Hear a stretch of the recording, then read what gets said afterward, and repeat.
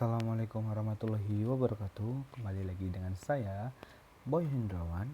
Pada video kali ini kita akan membahas mengenai kelas abstrak.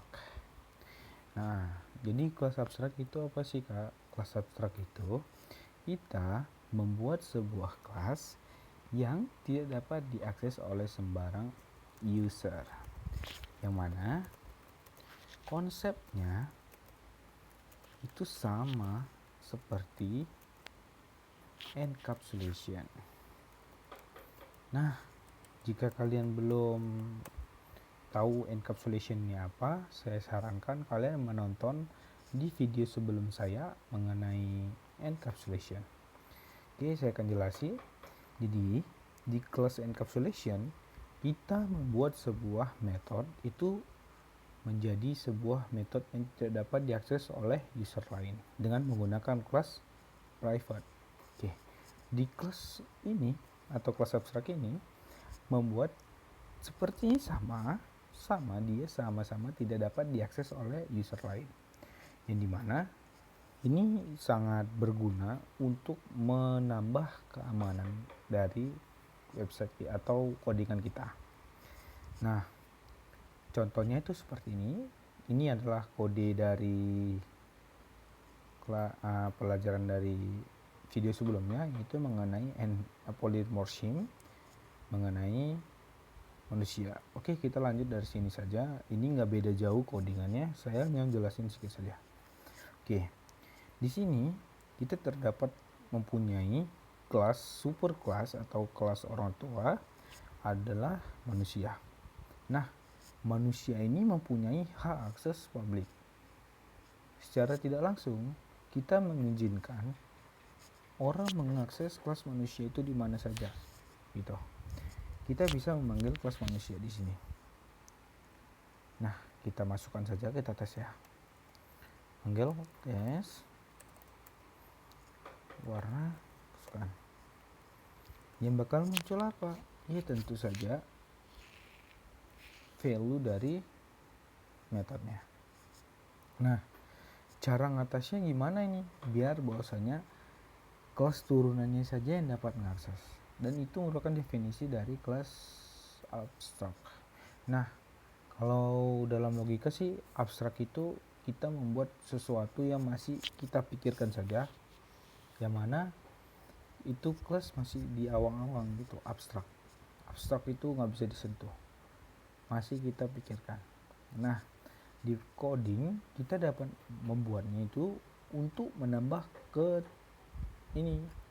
tingkat keamanan codingan kita gitu. Jadi pada saat kita membuat suatu kelas itu menjadi abstrak, kita hanya perlu menambahkan keyword abstrak gitu pada kelasnya gitu. Kita ngasih tahu nih yang programnya bahwasanya kelas manusia ini adalah kelas abstrak. Jadi dia itu nggak bisa dapat diakses. Coba logika, abstrak bisa disentuh nggak? Tentu saja enggak. Itu makanya dengan logika tersebut kita dapat membuat suatu kelas yang tidak dapat diakses oleh sembarang orang. Maka untuk mengakses kelas itu kita harus mengimplementasikannya sebagai metode atau baru gitu. Nah, kalau di program kita bisa mengaksesnya itu menggunakan kelas turunan atau inheritance. Oke. Pada saat kita jabarkan atau kita buat si kelas manusia ini menjadi sebuah objek, dia langsung muncul alert pesan error gitu. Bahwasanya kelas manusia ini bukan abstrak katanya, dia nggak bisa diinstansiasi. So, untuk itu secara tidak langsung kita sudah membuat keamanan dari coding kita. Jadi kelas super kelasnya itu nggak bisa diakses atau nggak bisa diinstansiasi. Jadi kita harus menginstansiasi turunannya saja. Nah, untuk memakai atau menggunakan metode dari kelas abstrak, kita diminta untuk menggunakan penggunaan inheritance. Makanya kita harus belajar inheritance dulu baru kelas abstrak. Nah, pada saat kita sudah membuat dia menjadi turunan gitu, kita bisa memakai dia gitu. Warna kesukaan ini kita bisa akses tanpa kita jabarkan lagi. Ini bisa kita hapus, kita buat dia kosong. Ini error karena tes ini udah nggak ada gitu. Kita refresh, kita jalani, keluar mereka. Secara tidak langsung kita telah membuat warna kesukaan itu dipanggil gitu. Padahal si Dodi ini nggak milik apa-apa gitu. Baru di kelas abstrak itu kita bisa membuat kelas tanpa body gitu, tanpa isi. Cuman dia ada metodenya gitu.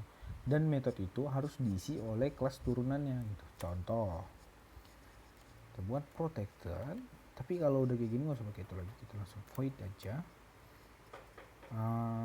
Kita buat apa ya? Oke, kita buat makanan aja. Jangan. Kita buat nanya nama aja. Tulis nama.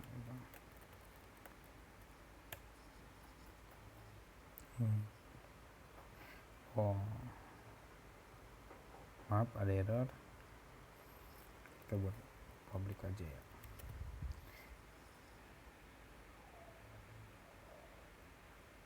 Missing body ada keluar.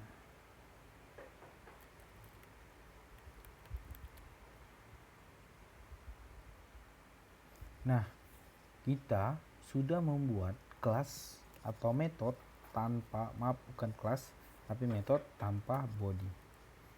Maksudnya body di sini apa sih? Maksudnya body itu ini, dia nggak ada isinya, tapi tulis nama itu ada gitu, dan harus dideklarasikan di kelas turunan ini.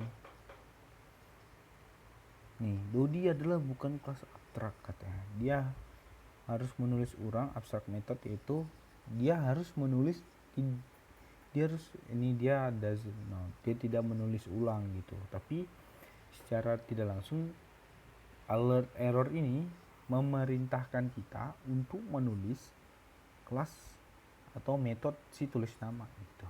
Nah, baru dia program bisa jalan gitu. Kita harus tulis ulang gitu.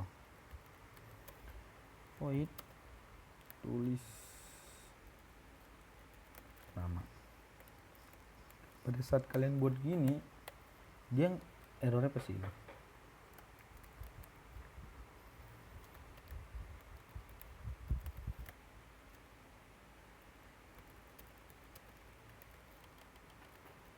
Nama saya adalah Dodi.